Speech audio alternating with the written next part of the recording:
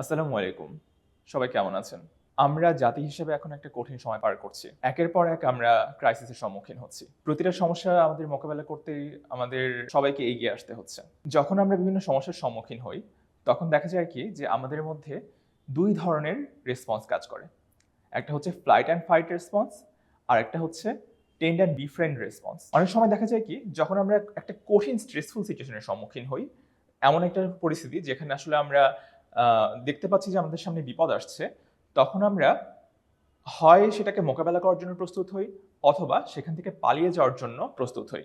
আমরা দৌড়ে পালানোর চেষ্টা করি। আরেকটা থিওরি বলে যে যখন আমরা স্ট্রেসফুল সিচুয়েশনের সম্মুখীন হই, আমরা কোনো একটা স্ট্রেসফুল পরিস্থিতির সম্মুখীন হই যেখানে আমরা বুঝতে পারছি যে আমাদের সামনে বিপদ এগিয়ে আসছে, তখন আমরা পালিয়ে না যেয়ে বরং সবাই একত্রিত হই। এই থিওরিটাকে বলা হচ্ছে টেন্ড অ্যান্ড বিফ্রেন্ড থিওরি। ২০০০ সালে সাইকোলজিস্ট শেলি এ টেইলর এই থিওরিটা দেন এবং এই থিওরি অনুযায়ী যখন আমরা বিপদের সম্মুখীন হই তখন আমরা সবাই একত্রিত হই।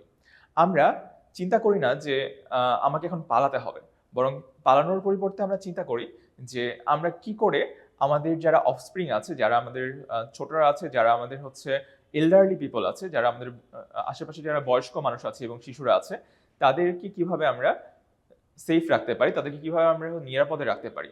পাশাপাশি আমরা চিন্তা করি যে আমরা কিভাবে সবাই একসাথে হয়ে এই সমস্যাটাকে মোকাবেলা করতে পারবো। সেজন্য আমরা একত্রিত হই এবং দেখা যায় যে এই সময় আমরা চিনি না, জানি না আমাদের আশেপাশে অপরিচিত মানুষ, তাদের সাথেও পরিচিত হওয়ার চেষ্টা করি।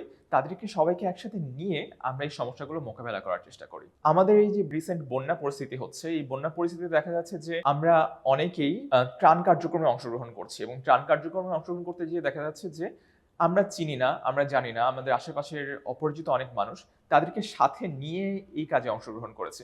দেখা যাচ্ছে যে ঢাকা শহরে এমন অনেক বাড়ি আছে যে বাড়িতে হচ্ছে এক ফ্ল্যাটের মানুষ আরেক ফ্ল্যাটের মানুষকে চিনে না। কিন্তু যখন দেখা যাচ্ছে যে বন্যার ত্রাণ কালেকশন করতে হবে, তখন সবাই একত্রিত হয়ে, সবাই একসাথে হয়ে তারা আ ত্রাণ সংগ্রহ করছে। বাড়ি, বাড়ি গিয়ে ত্রাণ সংগ্রহ করছে। একজন মানুষ আরেকজন মানুষকে চিনছে না, তারা একজন আরেকজনকে সাহায্য করছে।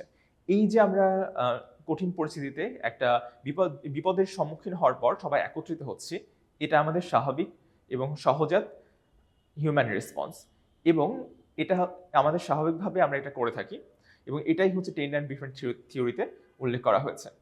তো দেখা যাচ্ছে কি যে আমাদের প্রথম প্রবণতা থাকে হয় বিপদ থেকে পালানো অথবা বিপদের সাথে যুদ্ধ করার। আর একটা প্রবণতা থাকে যে সবাই একত্রিত হয়ে সেই বিপদকে মোকাবেলা করার। এবং এক্ষেত্রে আমরা অপরিচিত মানুষদের সাথে পরিচিত হই, সবার সাথে বন্ধুত্ব গঠন করি এবং তারপর একসাথে বিপদকে মোকাবেলা করার চেষ্টা করি। বিভিন্ন গবেষণায় দেখা যায় যে এই দ্বিতীয় পদ্ধতিটা আমাদের জন্য বেশি কার্যকর। অ্যাজ এ সোসাইটি আমরা যখন একটা সমস্যাকে, একটা থ্রেটকে, একটা বিপদকে মোকাবেলা করব, তখন সেই বিপদটা কাটিয়ে ওঠা আমাদের জন্য আরো অনেক বেশি সহজ হয়ে যায়।